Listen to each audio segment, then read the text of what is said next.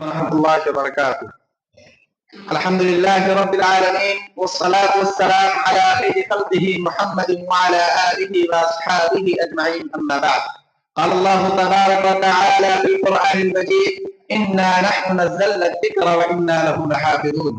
صدر انجمن، حکم صاحبان، معزز و مکرم اساتذہ کرام اور میرے دین بھائیوں، آج میں اس سالانہ انجمن کے حسین موقع پر جس موضوع کو لے کر حاضر ہوا ہوں وہ ہے قرآن کریم سے مسلمانوں کی بڑھتی ہوئی دوری۔ سامعین کرام، قرآن کریم ایک طرف مواعظ و حکم، مواعظ و عبر کا ایک بحر بے کرا اور بہتی دنیا کا پوری انسانیت کے لیے چشمہ فیاض ہے، تو دوسری طرف فصاحت و بلاغت، کلام و بیان اور ادب و لغت کا وہ شاہکار ہے جس کے سامنے بڑے بڑے علماء اور ماہرین گھٹنے ٹیک کر اپنی بے بداعتی اور بے نائکی کا اعتراف کرنے پر مجبور ہے۔ یہ اللہ کی وہ آخری اور انقلاب آخری کتاب ہے جسے اللہ نے اپنے محبوب پیغمبر محمد صلی اللہ علیہ وسلم پر نازل فرمایا، اور دیگر آسمانی کتابوں کے برعکس اس کی حفاظت کی ذمہ داری خود لیتے ہوئے فرمایا: انا نحن نزلنا الذکر وانا له لحافظون۔ یہی وہ کتاب ہے جس کو اللہ تعالی نے تمام انسانوں کے لیے ہدایت بنایا ہے، جیسا کہ اللہ تعالی کا فرمان ہے: شهر رمضان الذي انزل فيه القرآن هدى للناس وبينات من الهدى والفرقان۔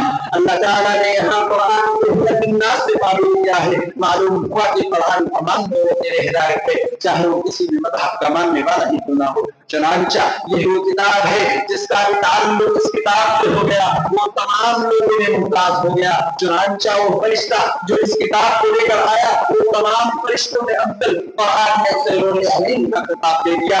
یہ قرآن جس نبی پر نازل ہوا وہ نبی تمام نبیوں میں افضل، قرآن نے اسے وما ارسلناک الا رحمۃ للعالمین کا خطاب دے دیا۔ یہ قرآن جس مہینے میں نازل ہوا وہ مہینہ تمام مہینوں میں افضل، قرآن نے اسے شہر رمضان الذی انزل فیہ القرآن کہہ کر اس کی عظمت کی جانب اشارہ کیا۔ یہ قرآن جس رات میں نازل ہوا وہ رات تمام راتوں میں افضل، قرآن نے اسے وَإِنَّا أَنزَلْنَاهُ فِي لَيْلَةِ الْقَدْرِ وَإِنَّا أَنزَلْنَاهُ فِي لَيْلَةٍ مُبَارَكَةٍ کا خطاب دے دیا۔